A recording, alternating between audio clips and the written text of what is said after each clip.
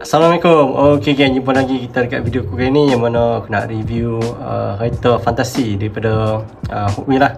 Tapi untuk kali ni nak kata fantasi tak fantasi juga, sebab kereta yang aku nak review ni nanti dia karakter daripada cerita kartun Toy Story lah.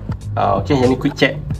Siapa yang tahu tu tahulah, yang hidup ataupun yang budak-budak tahun 90-an mungkin kenal lah watak QuickChat ni dekat Toy Story punya movie. Okay, so yang ni first casting untuk tahun 2025. Yang ni first dia buat lah, Hookme buat.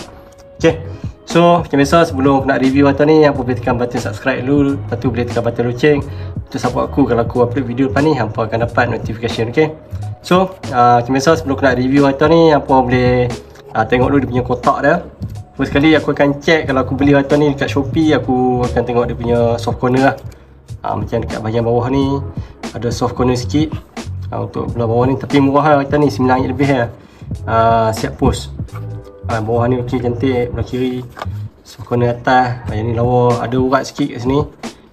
Tapi aku tak kisah sebab aku bukan collect kad sangat.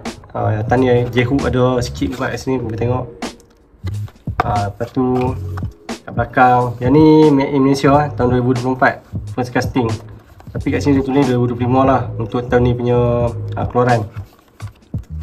Okay, yang ni made in Malaysia lah kereta ni, QuickChat. So kalau hampa nak lose kereta ni, dia boleh main. Nampak dia punya apa, ganggang telefon ni dia akan bergerak kalau hampa main tolak depan belakang.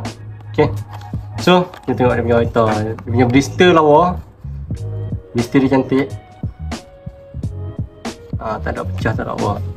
Okay, so yang satu aku nak beritahu dekat hampa, QuickChat ni dia ada dua colour lah keluaran dia.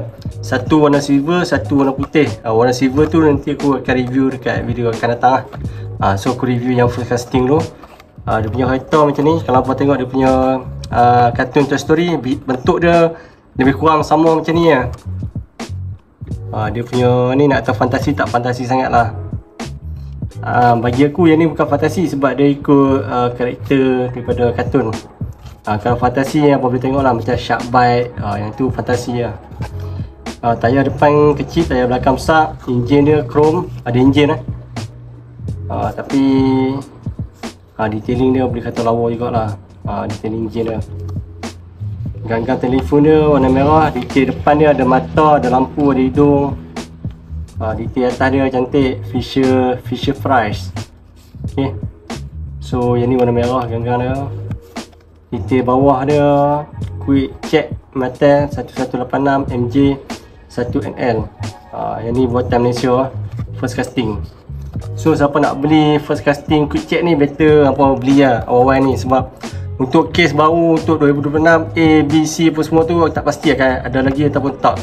Sebab case yang lepas-lepas kan dah tak ada lah untuk QuickChat ni. Alright, so kalau ada benda nak tanya, boleh komen kat bawah lah. Jumpa lagi dekat next video aku yang akan datang. Jangan lupa subscribe, komen, like dan share. Okay, so siapa nak beli, aku letak link Shopee dekat pin komen dengan description video. Okay, bye. Assalamualaikum. Mana pagi ni.